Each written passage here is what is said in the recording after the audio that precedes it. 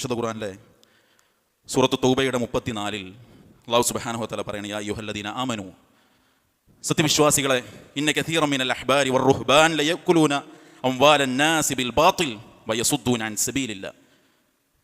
പണ്ഡിത പുരോഹിതന്മാരിൽ അധികം ആളുകളും ന്യായമില്ലാതെ ജനങ്ങളുടെ സമ്പത്ത് തിന്നുന്നവരും ആ പണം വാങ്ങി ജനങ്ങളെ ദീനിൽ നിന്ന് തെറ്റിക്കുന്നവരുമാണ്. ഓരോ കാലത്തും അതിങ്ങനെ തെളിഞ്ഞു വരാൻ. സഹോദരങ്ങളെ, നിങ്ങൾ നോക്കൂ, നിങ്ങൾ മക്കയിൽ പോയ, മദീനയിൽ പോയ ആളുകളില്ല ഇവിടെ മുടിയും പൊടിയും പാടെ കലർത്തിയൊരു വെള്ളം നിങ്ങൾ കുടിച്ചണോ മദീനയിൽ നിന്ന്?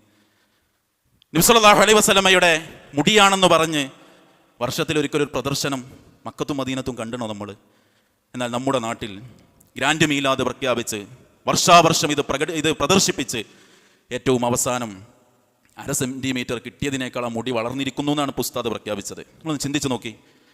അങ്ങനെയാണെങ്കിൽ 1500 കൊല്ലം അത് വളർന്നാൽ എത്ര വലുപ്പമുണ്ടാവും? റസൂൽ സല്ലല്ലാഹു അലൈഹി വസല്ലമയുടെ ആസാറുകൾക്ക് പവിത്രതയുണ്ട്, ശ്രേഷ്ഠതയുണ്ട്. അതുകൊണ്ട് സ്വഹാബത്ത് ബറക്കത്ത് ആഗ്രഹിച്ചിട്ടുണ്ട്, ബറക്കത്ത് എടുത്തിട്ടുണ്ട്. ഷഹ്റുസുന്നയുടെ വിശ്വാസം ഇന്ന് ഒരിടത്തും റസൂലിൻ്റെ ഒരു അസറും ലഭ്യമല്ല എന്നാണ്. എന്നാൽ ആ മുടി തൻ്റെ അടുത്തുണ്ട് എന്ന് പറഞ്ഞ് അതിൽ റസൂലിൻ്റെ 1500 കൊല്ലം മുമ്പുള്ള ഉമിനീരിൽ ഇട്ട വെള്ളം കലർത്തി, റൗളയിലെ പൊടി കലർത്തി അത് വിൽപ്പന നടത്തുകയാണ്. ഒന്ന് ആലോചിച്ച് നോക്കണേ.